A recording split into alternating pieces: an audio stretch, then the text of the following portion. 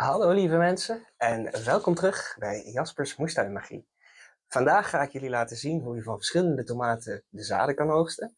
En we gaan dus ook verschillende rassen behandelen, zoals onder andere deze kleine rode cherrytomaten, maar ook grote vleestomaten. Zelf zaden oogsten is een geweldige manier om je favoriete tomaten te vermeerderen voor volgend seizoen, mits het geen F1-hybrides zijn.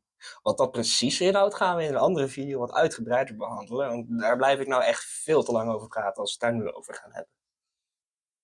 Hier hebben we een rode cherrytomaat, bekend om zijn zoete smaak en vooral het kleine formaat en toch nog grote bloemtrossen, zoals we hier ook een beetje overal om ons heen kunnen zien natuurlijk.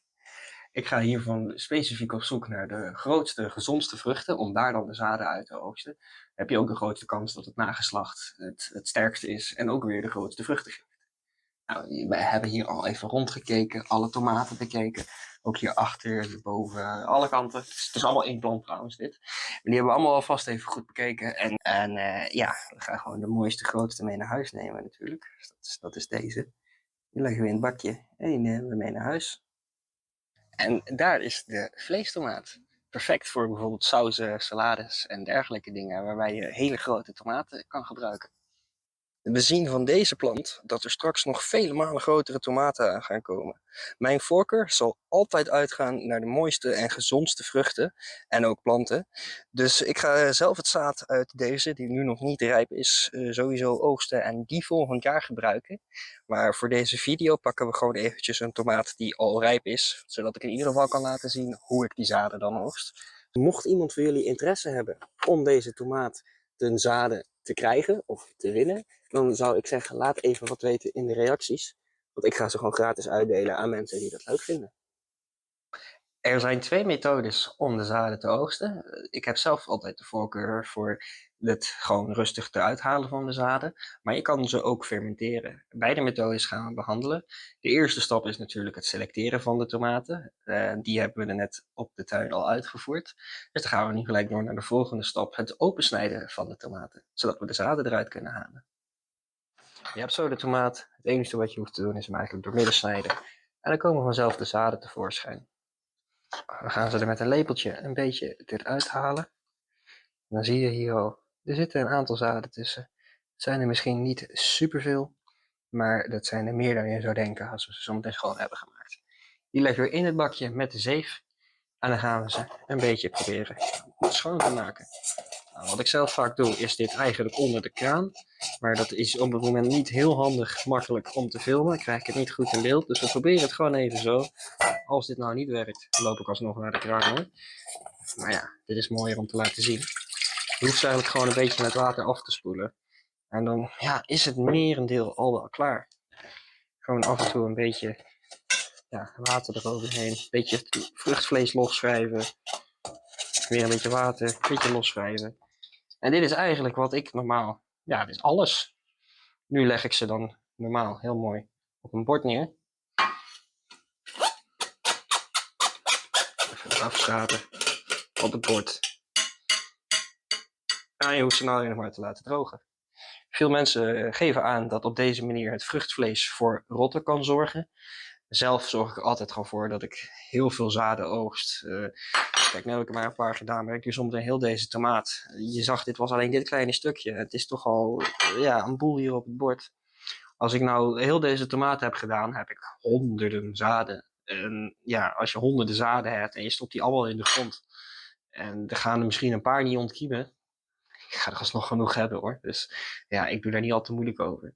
Maar omdat sommige mensen ook graag de zaden willen verkopen bijvoorbeeld, willen ze er graag zeker van zijn dat ze zo schoon mogelijk zijn. En daarvoor is er dus nog een tweede optie, namelijk het fermenteren van de zaden. En ja, dat gaan we natuurlijk ook even behandelen.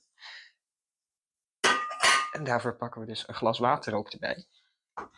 En wat we niet alles omver gooien natuurlijk. Maar wat we dan eigenlijk gewoon doen is hetzelfde proces. Je schept gewoon een stukje van het vruchtvlees eraf. Met zaden en al. Je doet dat in een bakje. Probeert een beetje zoveel mogelijk van het vruchtvlees alvast weg te halen. En dan kan je daar, ik pak er even nog een paar bij, dat er wel zeker weten genoeg in zitten. Anders is het ook weer zo zonde van de video. Dan zorgen we ervoor dat we daar een laagje water bij doen. En even voor de duidelijkheid, ik doe dit nu voor de allereerste keer. Ik speciaal voor deze video probeer het gewoon eens uit. Ik hou me normaal altijd aan die eerste methode. Van gewoon met een zeefje een beetje losdrukken en het is wel goed. Er komen er toch wel genoeg op. Maar op deze manier zou je dus voor moeten zorgen dat al het vruchtvlees helemaal netjes eraf is. Dus je doet het op deze manier in het water. En dan laat je het 2 dagen staan. Elke dag even een beetje roeren. Na een tijdje vormt er een klein wit schimmellaagje bovenop. En ondertussen laat het vruchtvlees heel goed los van de zaden. Ja, en dat is het eigenlijk. Nu weten jullie gewoon hoe je tomatenzaden kan oogsten van in principe alle soorten tomaten die er zijn, of het ook kleine of grote zijn. Het proces is allemaal hetzelfde. Het verschil is alleen het formaat van de zaden zelf en natuurlijk ook de vruchten. Deze moeten natuurlijk wel nog even drogen. Dat duurt een paar dagen, omdat ik ze natuurlijk ook behoorlijk nat heb gemaakt. In het schoonmaken zal het misschien wat langer duren dan als je ze ook nog even droogd hebt. Dus hoe lang dat precies duurt, ja, een paar dagen. Maar gewoon even kijken wanneer het droog is. En ja, deze fermentatiezaden, die gaan we natuurlijk zo meteen ook nog even bekijken. Dus daarvoor spring ik nu even in de toekomst. We zijn nu in de toekomst gesprongen. We zijn 3 dagen verder in plaats van 2. Ik had hem even alles moeten afstellen. Nee, geintje. Het duurde wat langer dan we dachten, maar dat maakt niet uit. Er is een klein schimmellaagje opgekomen. Er zijn insecten op afgekomen. Op zich ook logisch. Er komt een beetje een alcoholgeur vanaf als je dingen fermenteert. En dat vinden die beesten lekker. Dus daar komen ze op af. Maar we gaan gewoon de boel even lekker onder het vergiet, of in het vergiet onder de kraan afspoelen. En dan gaan we zien of deze methode inderdaad bevalt of niet. Het fermenteren van de zaden, daarbij blijkt het heel belangrijk te zijn om toch dat vruchtvlees weg te halen. Op internet stond, ik deed het voor de eerste keer volgens instructies van internet, op internet stond vruchtvlees kan er gewoon bij zitten, maakt allemaal niet uit. Gewoon die tomaten, zaden eruit, in een bakje met water, 2, 3 dagen laten staan en het is goed. De vleestomaat, die kunnen jullie hier misschien ook al wel zien, die zijn zaden heb ik nog wat moeite voor moeten doen. Ze zijn uiteindelijk wel mooi schoon. Maar het nadeel daarvan is dat ik daar toch aardig wat moeite voor moest doen. En hiernaast zien jullie de cherry tomaten. En van die zaden, daarbij had ik zoals jullie ook konden zien het vruchtvlees al een beetje extra weggehaald. En die kwamen er eigenlijk bijna gelijk super mooi uit. Dus bij de cherry tomaten waar ik het vruchtvlees heb weggehaald, ben ik heel tevreden over de fermentatiemethode. Bij de vleestomaten waar ik het vruchtvlees een beetje bij heb laten zitten, heb ik zoiets van ik kan het beter op mijn eigen manier doen. Dus ja, de conclusie is, als ik het nog een keer probeer, dan haal ik meer vruchtvlees weg. Maar ik vind mijn eigen methode ook wel gewoon prima. En wat dan als laatste natuurlijk nog belangrijk is als je die zaden allemaal mooi droog hebt. Want dit zijn de zaden die we 3 dagen geleden op mijn manier hadden gedaan. Als die op een gegeven moment droog zijn en je hebt ze een beetje losgeschraapt, want soms blijven ze een beetje plakken. Dan is het ook belangrijk, hoe bewaar ik ze?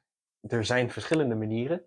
Je kan ze bijvoorbeeld in een papieren envelopje bewaren.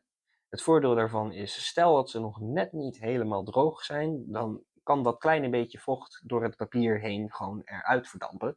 Dus dan krijg je geen schimmelende of rottende zaden in je zakje. Als ze op een gegeven moment wel echt kurkdroog zijn, dan kan het natuurlijk handig zijn om ze in een plastic zakje te gaan bewaren. Of om dit papieren zakje gewoon in een plastic bak te bewaren. Zodat in ieder geval de zaden niet zo ver uitdrogen dat ook de kiemkrachtigheid eruit gaat. Want zonder kiemkracht ja, gaan die zaden ook niks doen. En dan zet ik altijd op de verpakking, of op de voorkant, dan zet ik de naam van wat voor een soort tomaat dat het was, het jaartal en iets van een naam waarmee ik zelf kan onthouden welke het is. In dit geval is dat video weggeefactie. Want als mensen interesse hebben in deze zaden, dan wil ik vragen, laat het me alsjeblieft weten in de reacties. Als er heel veel mensen zijn die interesse hebben, gaan we even kijken hoe we dat doen. Maar als maar een paar mensen zeggen, oh die zaden wil ik hebben, ja, dan stuur ik ze gewoon gratis op. En ja, als er verder nog vragen zijn over hoe men dit nou precies moet doen, of als er iets niet duidelijk was, of wat dan ook, dan zou ik zeggen, laat alsjeblieft een reactie achter. En mocht je juist nog meer willen leren hierover, bijvoorbeeld hoe ik straks deze zaden in het voorjaar weer ga zaaien, en ook wanneer precies natuurlijk, dan zou ik zeggen, abonneer je, want daar komen sowieso nog meer video's over. Hartstikke bedankt voor het kijken, en hopelijk tot de volgende keer.